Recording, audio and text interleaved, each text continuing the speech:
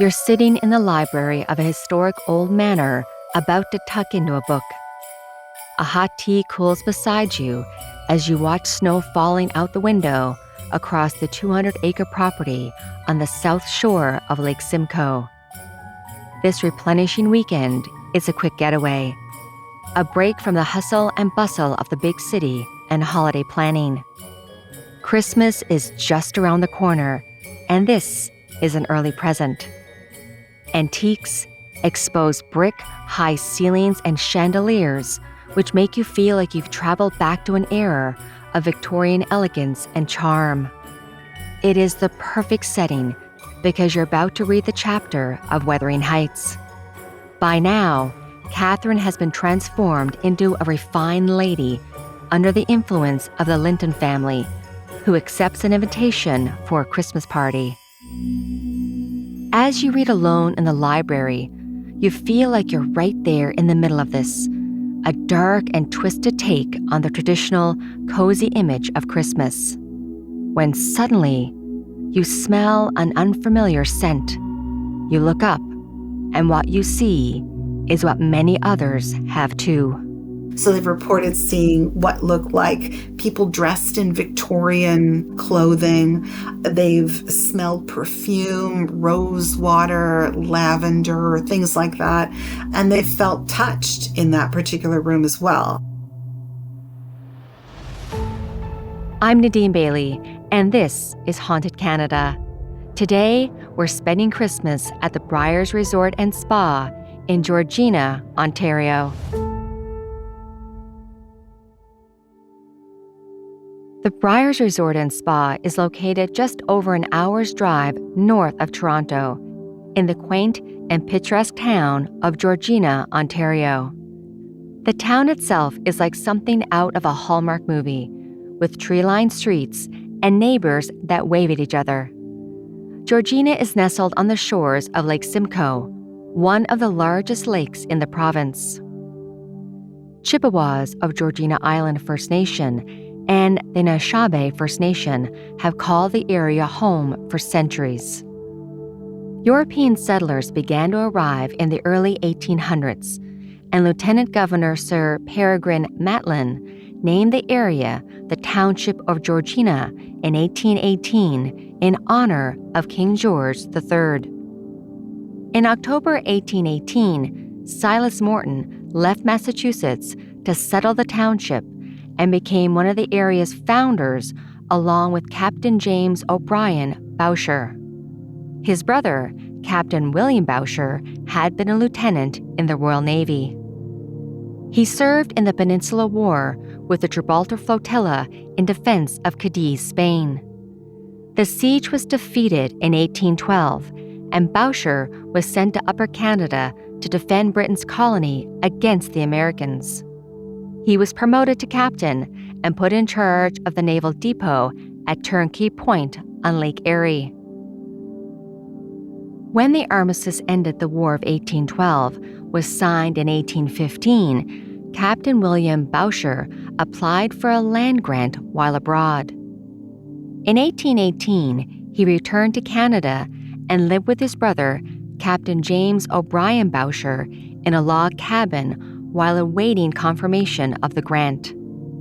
His brother, James O'Brien Bowsher, had unsuccessfully attempted to get land in Upper Canada prior to 1818, but eventually got special permission from Britain and successfully petitioned the Executive Council of the time. Lieutenant Governor Peregrine Maitland granted Bowsher 1,200 acres. During this time, William Bowsher married Amelia Jackson, daughter of a Toronto merchant, John Mills Jackson. Amy did not want to live in the forest, so she persuaded William to rejoin the Navy. He returned to service and left for England, then India, in 1822, and along the way, his wife, Amelia, died. Meanwhile, the land grant was sold to William's brother James, who in turn sold the point to Mr. Jackson, who named the area Jackson's Point. James used the proceeds of the sale to found the village of Sutton, Ontario, on the remaining land. William was abroad for about 20 years and described his travels as, quote, disappointed hopes in Bombay, end quote. However, during that time, he met his second wife, Laura, and along with their family, returned to Upper Canada in 1837 to construct a retirement residence in Jackson's Point. The grand home was completed in 1840.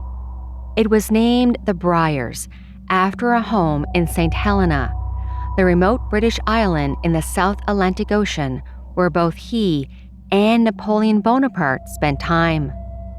Like most Regency buildings, the location of the manor house was carefully selected to provide for maximum visual effect and to allow for picturesque views.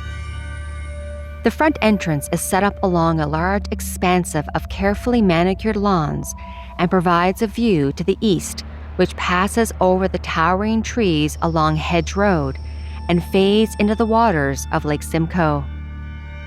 With an area of land totaling more than 200 acres, the Briars was the home of William Boucher until his death in 1844. He was buried in the cemetery of St. George's Anglican Church in the community of Sybil Point.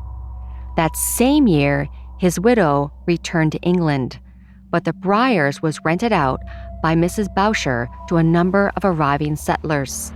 She later sold the property to Dr. Frank Sybil in 1879. The Sybils were the original settlers of the neighboring Sybil Point. They were one of the most influential families in Georgina Township and were responsible for constructing the area's first stone church, which is where William was buried. Dr. Sybil bought the property in two pieces. First, the east end, and then the main property, including the barn and other outbuildings. Two wings were added to the main building in 1880, as was a coach house and a brick stable. The Peacock House was added in 1885 to house Dr. Sybil's collection of peacocks. It is a unique two-story, eight-sided brick building situated amidst the well-manicured lawns and gardens. It is approached on its north side by a private roadway, and it is the only building of its kind in Ontario. Another unique addition to the Briars was the tower, which rises above the surrounding buildings. It has a narrow shaft base and an upper floor that overhangs with multiple windows. It is the best place to watch the foliage change or to witness the glorious sunsets, as it offers panoramic views of the lake and the grounds.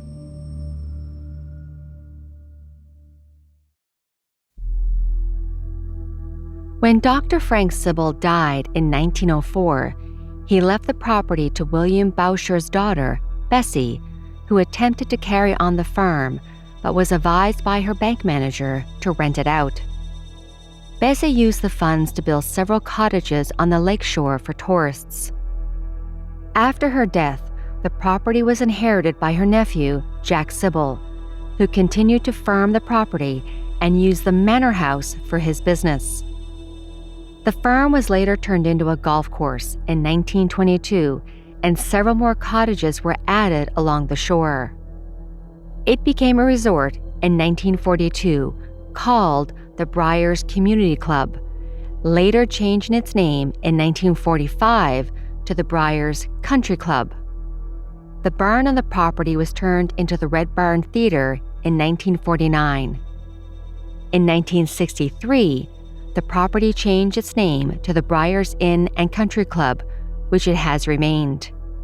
It was a family-run business for 139 years, until 2017, and today it exists as one of Ontario's oldest recreational resort facilities. And during all this time, staff and guests have had many strange encounters. Linda Carino is the founder and director of the Georgina Paranormal Society. I had my very first ghostly experiences when I was about I'm going to say 4 or 5 years old, up at the family cottage in the Laurentians. My grandfather actually built the cottage, and living in Montreal, it wasn't too far away from home, about 45 minutes or so. But we loved it up there. It was a gorgeous home. And my bedroom was my little safe haven where I used to play dolls and Barbies and things like that. And when my parents would put me to sleep at night at the cottage, I would see what I described to them as people wearing funny hats with dents in them. And they would sort of come in and out of my field of vision, and they would make faces, or they would, smile at me. So I never felt intimidated or scared by them. They were just people. So I would mention this to my parents, and my parents were very encouraging. They would say, "Really? So tell me more." And I would. And of course, they would say, "Well, that's really interesting." Never would they say ghosts they're not real, or ghosts don't exist or anything. So one day while we were watching television, we were watching a cartoon, and it was Dudley Do-Right, the Mountie. And of course, I pointed to the TV and I said to my dad, "That's the hat, that dented hat." And so they both looked at each other. My parents kind of did one of those glances. And I will never forget that, because they told me that my grandfather had built the cottage over an old Mountie station. So it made total sense. She has a deep connection to the Briars because she worked there in 2014. Her office was in the basement near the pool and billiards room, and her route to work took her through the back door and through a series of stairways and little entrances. Every single day that I worked there, there was a woman who would poke her head around the corner, and she had dark hair, long dark hair, and she was, as far as I could tell, very pretty. I could see part of her collar when she poked her head around, so it was quite a large collar, very white, but she had dark hair, and she would poke her head around the corner. And the first time it happened, I thought it was a real person. So of course I would say, "Hello," and nothing would happen. And then eventually, I tuned in, and I would get up from my desk and walk around and look in the corridor, and of course there'd be nobody there. So it got to be a real little thing for me. Every day I'd say hello to the lady. And I remember calling her Emily, just thinking, well, she looked like an Emily. So I'd say, "Hey, Emily. Good morning, Emily. You want some coffee?" But she would poke her head around the corner every single day. And that was kind of interesting. I thought, okay, so I'm not alone. This was Linda's introduction to the ghosts of the Briars, because Emily wasn't the only spirit she encountered. So every time I would leave my office and walk to the washroom, I had to pass the billiard room. And there was always, I would say at least once a week, usually on a Friday, I would see this gentleman standing in the billiard room. And sometimes I would see him dressed in a black suit, and he was always looking to the right. And I could never understand what he was looking at, but he was as solid as you or me. And I would see him and I would just try and get his attention, never could get his attention, use the washroom, come back, and he'd be gone. But I'd also see another gentleman who would stand in exactly the same place, and he had a plaid jacket on, which was very interesting. But he was also looking in that general direction as well. And I knew that this gentleman was a ghost because he just dissolved in front of me. Encountering ghosts and having paranormal experiences would scare many, but it only intrigued Linda more. Since she was in charge of payroll for staff, she heard first-hand accounts of what happened inside the Briars. people from housekeeping would come down into the basement to talk to the HR lady and to say things like, okay, so my boss wants me to go into room 217, but like, there's no way that I'm going into room 217 because I went into room 217 and I cleaned it up and I made the bed and I did what I was supposed to do. I locked the door behind me. I got 2 maybe feet away from the door and thought, oh no, I forgot to put down those stupid glasses next to the sink, turned around, unlocked the door, went in, and the window was open and the bed was unmade. So when someone tells you stories like this and they say, I told my boss and she said, no, that's hogwash, forget it. No, you're going in there and I'm not going in there. You have to tell her that I'm not going to go in there and do that. Yeah, you start to really listen to what's going on. And I had to speak to a lot of the housekeeping people and say, listen, maybe you need to send 2 people in there to do the task because they're scared. And if something like that happens to someone, you pay attention, right? Room 217 is infamous, and because of it, staff sometimes refuse to go into it. So one of the first reports was this poor girl, and she was maybe, 19, 20. She came downstairs and said to me, okay, so I'm not cleaning room 217 because I cleaned it to the best of my ability and locked the door behind me and was about 3 feet away from the room when all of a sudden I realized I forgot to put the glasses next to the sink in the bathroom, turned around, unlocked it, and the bed was unmade and the window was open. And there was nobody in the room but me, not 10 seconds before. So I'm not going in there and I'm not cleaning that room and nobody can force me to do it. And you have to tell her I'm not going to do it. She was so upset. Unbelievable. The things that happened there are well documented, and it is a sought-after room for thrill seekers hoping to have a paranormal experience with the ghost of a young woman who died after she was rejected. Well, the story goes that there was a woman who was staying there with her lover, and she found out that he was not true to her. So she was jilted by this particular lover. So what she did was she was so distraught, and she was staying in room 217. They were staying in room 217. She was so distraught that she ran from the room, ran to the tower, and yes, there is a tower at the Briars, and she flung herself over the tower to her death. So of course, room 217 was the last room that she was in with her lover, and she was so upset with the lover. And rumor has it that he was follically challenged. So any gentleman who stays in that room who's either semi-bald or bald or anything like that gets bothered by the ghost of this woman. And there have been some people that have said her name was either Emily, which I think is interesting, or Emma, or Elizabeth, but nobody can really kind of, agree on what her name was. Those who have encountered the spirit that inhabits 217 feel uneasy after their experience.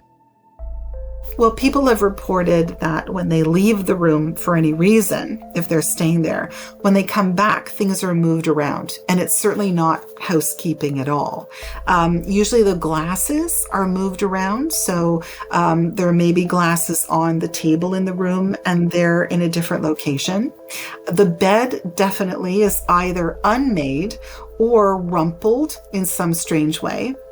Also, the reports are that the window is open when the window wasn't open when they left, or that when they're sitting in the room, the window may be closed, but the curtains flutter as if the window is open. So that's always interesting. Also, footfalls in the middle of the night when people are staying there. They will hear footsteps in the room when there's absolutely nobody but them staying there. And also the temperature in the room will suddenly go very, very low. And that, as we know, is always indicative of ghostly apparitions of some kind, because being energy, right, they feed on the ambient heat in the room. And of course, that lowers the temperature of the room.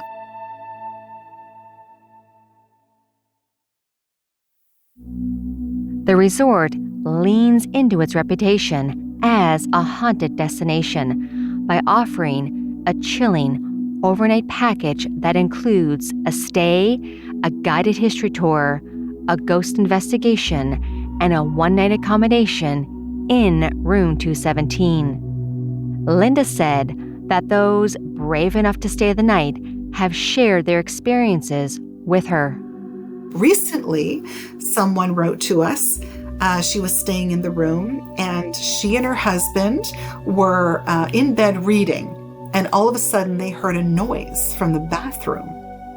And when she got up to go and see what it was, her lipstick had basically jumped from her lipstick case and was at the other end of the bathroom. So there's no way physically that this could have happened, because her case was pushed against the wall and the lipstick really jumped out by itself. And she said, wow, okay, so that room is definitely haunted. Although room 217 is the most well-known location for supernatural encounters, guests and staff both know that at the Briars, ghosts are abound and waiting to greet you when you walk through the doors. The front lobby is an interesting place. It's so beautiful. It's wood. It's just so, it's rich looking. It looks like your old time hotel, something from a fairy tale, something you would think that, Charles Dickens might stroll into a lobby somewhere. It's absolutely beautiful. Well, first of all, it has a big fireplace, and normally it has these nice cushy old chairs so people can read. There are bookshelves filled with books, so you can help yourself and pick a really great book to read and just settle in. But many times people have reported that they've seen interesting things in that particular room. So they've reported seeing what looked like people dressed in Victorian clothing. They've smelled perfume, rose water, lavender, things like that. And they felt touched in that particular room as well.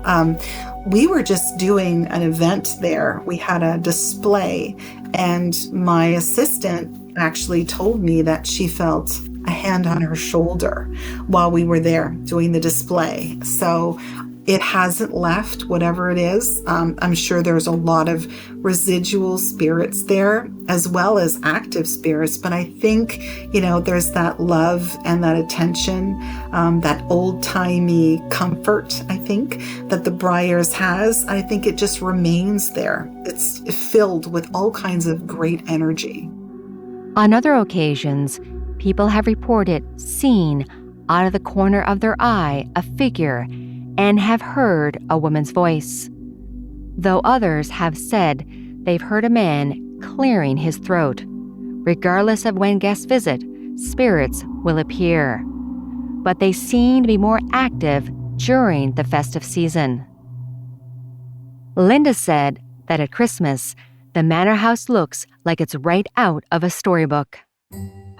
Christmas is a huge time of the year at the Briars. I mean, it is decorated so beautifully at Christmas.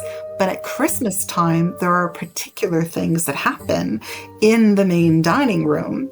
And people have actually heard things, they've seen things.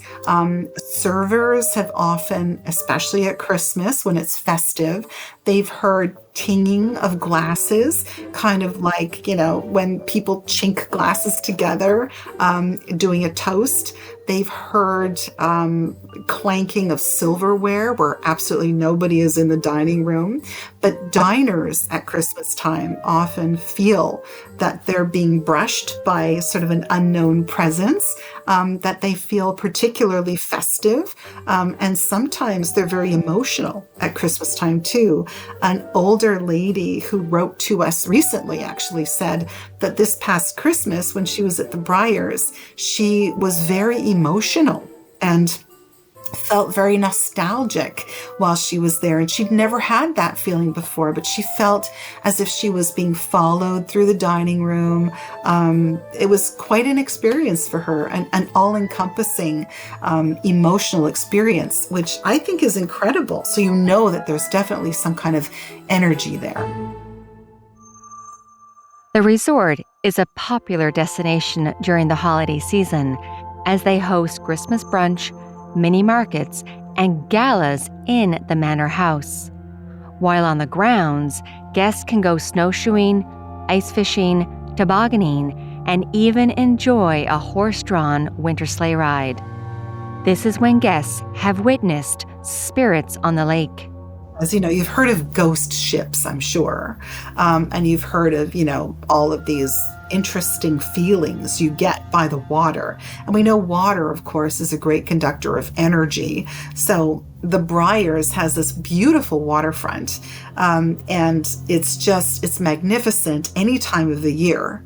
But people often report that they see what looks like a phantom boat. They also see people that are skating. This is in the winter. They see people skating on the lake at the waterfront, and there's nobody there.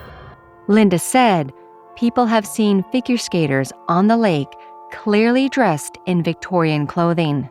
And you can imagine way back when the water was completely frozen, there must have been a lot of people at the Briars that would come and skate. And of course, people report them in Victorian skating gear. So they have the muffs and they have the big, beautiful hats with the big fur collars. It's the most incredible thing. I mean, I when I get these reports, I think, well, that's it. I've got to spend Christmas at the Briars because I've got to see the phantom skaters at the waterfront. At the carriage house, which once held horses and carriages, guests have seen a phantom caretaker standing near the entrance. They've also smelled horses that aren't there and seen old vehicles that no longer exist. Guests have also reported hearing banging noises. While walking by, they've also seen a light emanating from inside the large closed doors. In 2002, one employee reported seeing a large purple orb of light directly in front of the carriage house in broad daylight. Linda said that, like much of the property, the grounds are also a magnet for paranormal activity. People report that they've actually seen ghostly apparitions of horse-drawn carriages in front of the Briars. And at Christmas time, for some reason, maybe it's just the atmosphere, maybe it's because there's so many memories there of so many wonderful, amazing times during the festive season. Maybe that's it. But at Christmas time, we get so many reports of people saying, yes, I've seen ghostly carriages. They smell pine where there is no pine. So you'll be wandering the halls and all of a sudden it smells like a Christmas tree. And you think, well, that's weird. There's no Christmas tree around here. I'm in the middle of the hallway. So people do report that. They do also report hearing little children running around. And this is year round, but at Christmas time, they report it a lot more frequently than during the year. As a paranormal investigator, Linda believes these are residual memories of children who once lived there, and they become more active at Christmas, even though there are reports of ghosts year-round. But at Christmas time, I just think because it's decorated and it's almost as if you're reliving all of those experiences of way back when. I mean, there is a theory that I think it was brought to light by somebody called John Sable.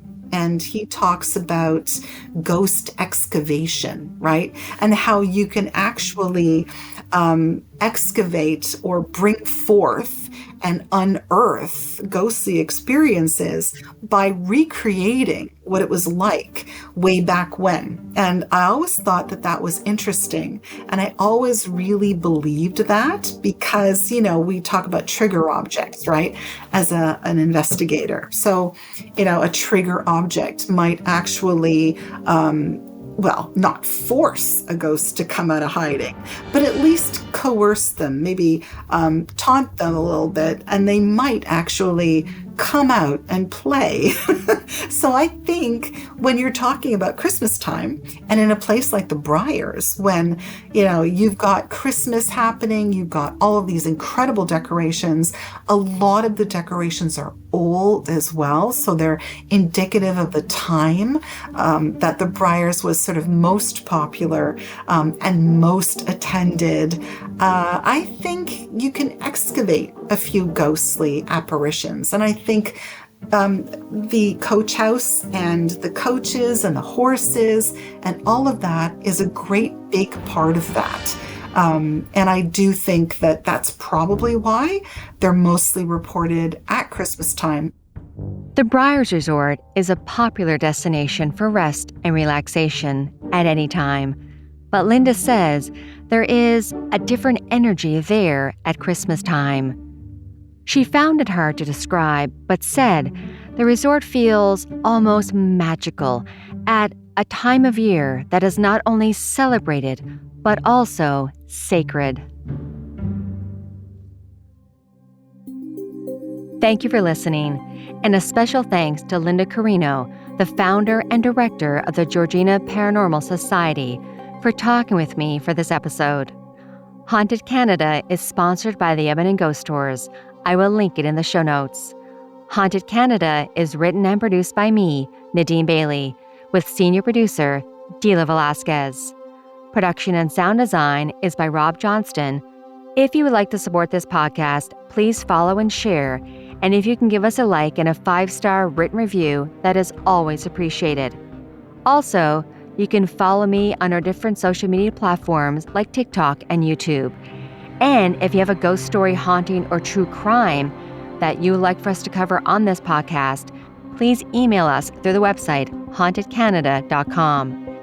And I would like to say a big thank you to everyone who has sent me emails letting me know how much you're enjoying this podcast, and for sending me your own ghost stories, hauntings, and true crime to cover on this podcast.